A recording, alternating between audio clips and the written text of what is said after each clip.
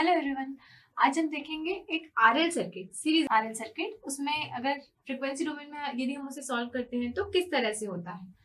तो हम एक आरएल सर्किट कंसिडर करते हैं जिसमें कि ये V है हमारा, ये स्विच है K, R, इसमें रिस्पॉन्स किस तरह से निकल के आता है एस डोमेन में, हम उसे कैसे कैलकुलेट करते हैं वो देखेंगे। रिस्पॉन्स करंट की बात कर रही हूँ मैं। यहाँ से फ्लो हो रहा है करंट क्या, आई ऑफ टी। ये हमारा सर्किट, यदि ऐसा कुछ होता है सीरीज आरएल सर्किट तो उसमें हम किस तरह से करते हैं देखते हैं। टाइम डोमेन में हम किस तरह से इक्वेशन लिख सकते हैं। टाइम डोमेन में हम इक्वेशन लिखते हैं केवीएल इक्वेशन, तो क्या होता है r into i of t plus l d i by d t ये इज इक्वल टू वी।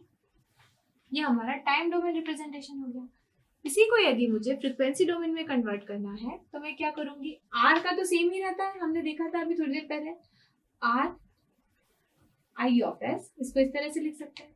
जब डिफरेंशिएशन आ जाता है तब यदि उसको हमको लाप्लास ट्रांसफॉर्म करना है तो हम किस तरह से करते हैं, एल एज इट इज रहा, s into i of s minus i of zero minus is equal to, ये है डीसी। डीसी मतलब क्या, इस तरह का फंक्शन।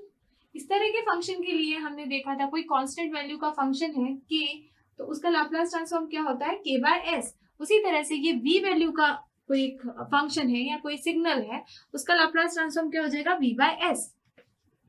इसको हम और क्या लिख सकते हैं, r i of s plus L s i of s minus l i of zero minus is equal to V by s. यदि हम इस स्विच को ओपन रखते हैं, जीरो माइनस कंडीशन निकालनी है ना हमें, तो हम देखेंगे कि यदि हमारे सर्किट में ये स्विच ओपन है, क्या उस समय कोई करंट फ्लो हो रहा है, नहीं होगा। क्यों होगा, क्योंकि सर्किट तो ओपन है ना, यहाँ से कोई करंट फ्लो हो ही नहीं सकता। पूरा वोल्टेज जो रहेगा आपका वो यहाँ अपेयर हो जाएगा। इसीलिए उस समय जीरो माइनस पे आपका करंट कितना होगा, जीरो। इस वैल्यू को यदि मैं इस इक्वेशन में सब्स्टिट्यूट करती हूँ तो मुझे क्या मिलती है equation, r into i of s plus L s i of s is equal to we by s. ये हमारी इक्वेशन आती है। यहाँ से मैं करंट निकालती हूँ तो करंट क्या आ जाए, आई ऑफ एस यहाँ से कॉमन आ जाएगा, I of S R plus L S is equal to we by S. या मैं इसको लिख सकती हूँ I of S is equal to V by L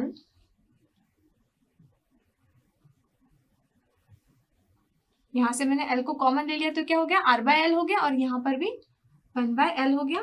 तो ये आपकी I of S की इक्वेशन आती है इन फ्रीक्वेंसी डोमेन। हमें क्या चाहिए, I of T response find out करना है। तो I of T response find out करने के लिए हम क्या करेंगे, इनवर्स लाप्लास ट्रांसफॉर्म लेंगे। इनवर्स लाप्लास ट्रांसफॉर्म करने की दो मेथड्स थी, हमने देखा था। क्या क्या मेथड्स थी, एक तो आप डायरेक्ट डेफिनेशन से कर सकते हैं फॉर्मूला लगा के, दूसरा आप क्या कर सकते हैं, पार्शियल फ्रैक्शन कर सकते हैं। तो हमारे पास में ये रूट्स दिए हुए हैं, इसके लिए हम पार्शियल फ्रैक्शन करेंगे तो क्या निकलेगा, यदि हमें आई ऑफ टी निकालना है, I of T is inverse Laplace transform of I of S will be equal to inverse Laplace transform of V by L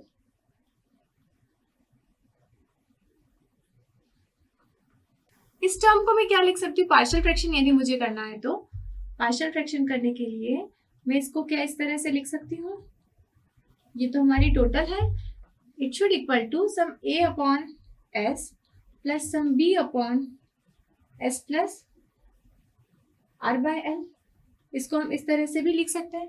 अब a और b की यदि मुझे वैल्यूज फाइंड आउट करनी है, या फिर इसको मैं इस तरह से भी लिख सकती हूँ, a into s plus r by l plus b into s divided by s into s plus r by l।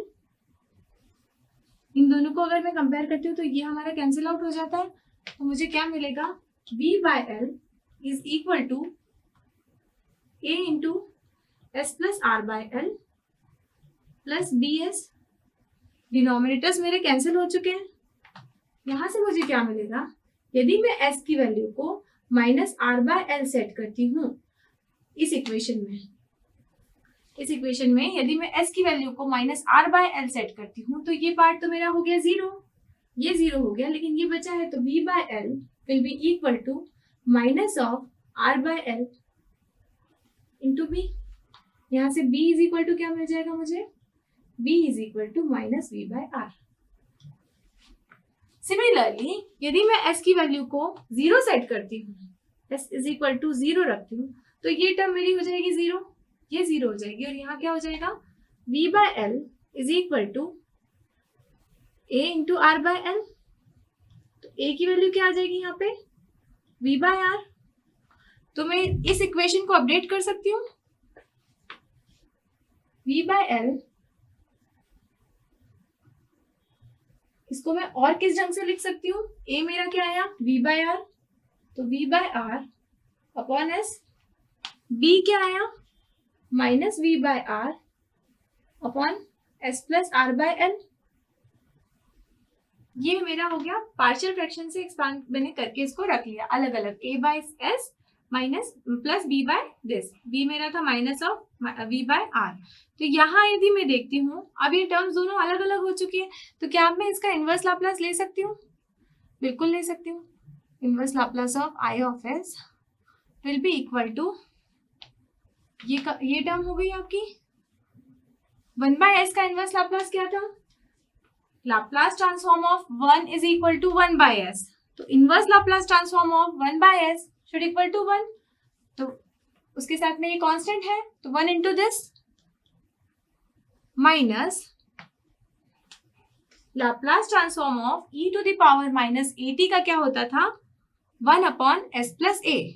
तो 1 upon s plus a types दिख रहा है हमें, तो मैं इसको बोल सकती हूँ 1 की जगह ये कांस्टेंट आ जाएगा v/r, e to the power, चूंकि यहाँ प्लस है तो वहां क्या था, माइनस था, माइनस r/l इंटू टी, या फिर मैं इसको सिंपली बोल सकती हूँ v/r 1 minus e to the power minus r/l into t. ये मेरा क्या आ गया, करंट इन टाइम डोमेन और रिस्पॉन्स इन टाइम डोमेन, इतना एम्पियर्स।